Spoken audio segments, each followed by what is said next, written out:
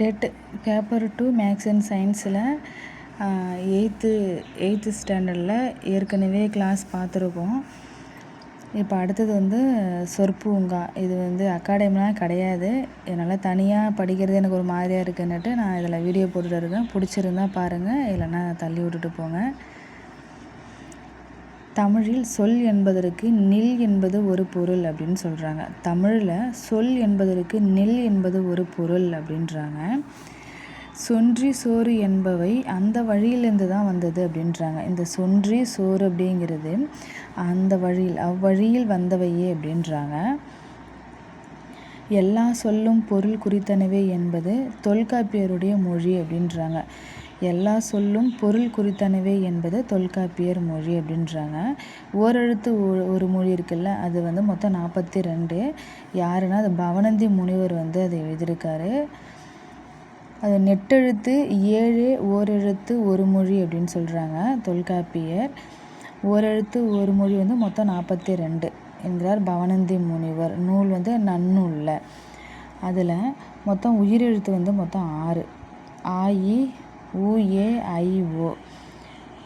மகர வரிசை, தகர வரிசை, பகர வரிசை, நகர வரிசை அப்படின்னு கொடுத்துருக்காங்க. இது எப்படி ஈஸியாக இப்போ ஞாபகம் வச்சுக்கலாம்னா, குறில் எழுத்து நோத்து நமக்கு நல்லா தெரியும். யகர வரிசைனா அதில் 1 தான் இருக்குது, இதுவும் நல்லா தெரியும். மீதி இருக்கிறத எப்படி ஞாபகம் வச்சுக்கலாம் அப்படின்னா, உயிரெழுத்து மொத்தம் 6. உயிரெழுத்து 6. இப்போது க ச த ந ப ம வ இப்படி போட்டுங்க. 445564 அப்படின்னு ஞாபகம் வச்சுக்கிங்க. 445564. க ச த ந ப ம வ இப்படி எழுதிட்டிங்கன்னா எத்தனை எழுத்து அப்படிங்கிறத ஈஸியாக கண்டுபிடிச்சிடலாம். இப்போது உயிரெழுத்துன்னா அ ஆ உ வரும், ஏ ஐ ஓ, மா மீ மூ மே மை மோ அப்படின்னா தாத்தி தூத்தே தை, பா பூ பே பை போ, நானி நே நை நோ. கா வரிசையில் எத்தனை இருக்குன்னா காக்கு கைக்கோ. சா வரிசையில் சாசி சேசோ. வா வரிசையில் வாவி வை வவ். எகர வரிசையில் 1 இருக்குது, குறில் எழுத்து நோ து. மீதி 40 என்னன்னா நெடில் எழுத்துக்கள் அப்படின்றாங்க. மானா விலங்கு. மானா விலங்கு பெரிய 2 பொருள் தருது. ஈ அப்படின்னா ஓயாது ஒலி செய்யும் ஒலி குறிப்பு தான் ஈ. கோன்னா அரசன். இது நல்லா தெரியும், கோன்னா அரசன் அப்படின்னு.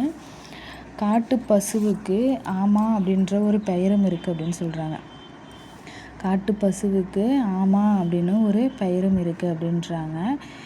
ஏய் என்பதன் பொருள் கூடு பொருந்து சேர் அப்படின்றாங்க. ஏய் என்பதன் பொருள் என்ன? ஏய்னா கூடு பொருந்து சேர்.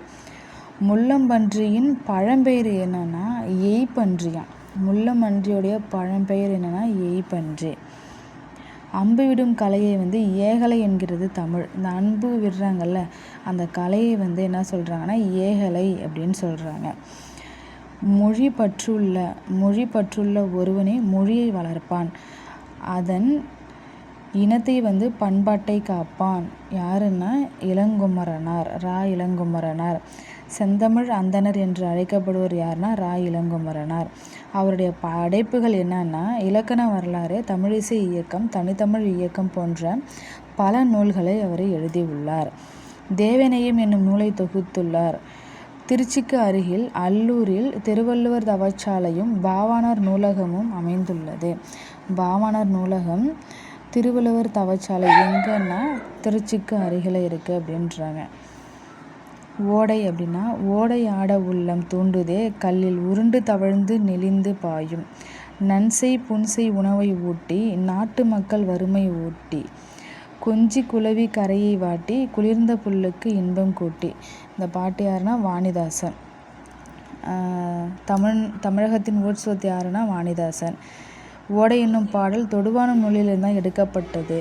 சொற்பொருள் என்னன்னா ஈரம்னா இரக்கம், முழவுனா இசைக்கருவி, செஞ்சொல்னா தெரிஞ்சிய சொல், வல்லைப்பாட்டுனா நெல் குத்தும்போது பாடும் பாட்டு. இதுதான் வாணிதாசன் பற்றியது.